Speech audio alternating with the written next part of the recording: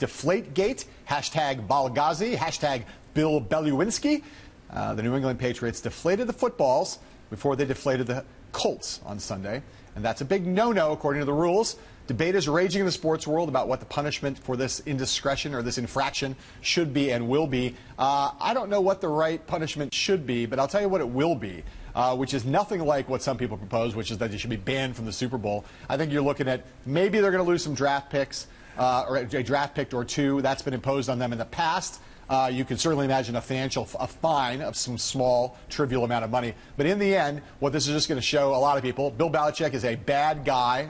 I think there's a lot of cause to think that's true. But ultimately, this is going to end up being a slap on the wrist. Mark, what's your thought? Well, look, if this weren't for all the problems the NFL had been having lately, this wouldn't be getting nearly as much attention. Yeah. But the league is a little bit in the spotlight and in the penalty box.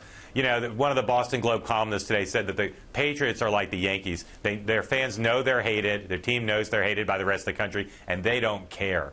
Boston is obsessed with this story, and people in football are. But cheating, you know, this is a guy with a history of cheating. It's a team with a history of doing what it takes to win. The penalty should be bigger, but I agree with you, it won't be. The league will hope that this goes away. But kind of a crazy thing, the chain of custody of footballs is now being scrutinized as closely as the whereabouts of Cato Kalin. Yeah, no kidding. I mean, I'll tell you one. You know, the league had a very bad year last year. We talked a lot about that.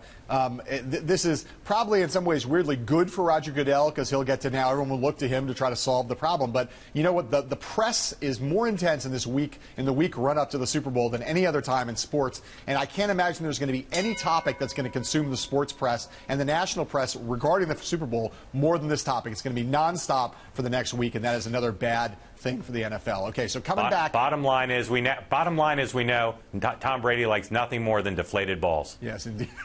Oh my God. Okay.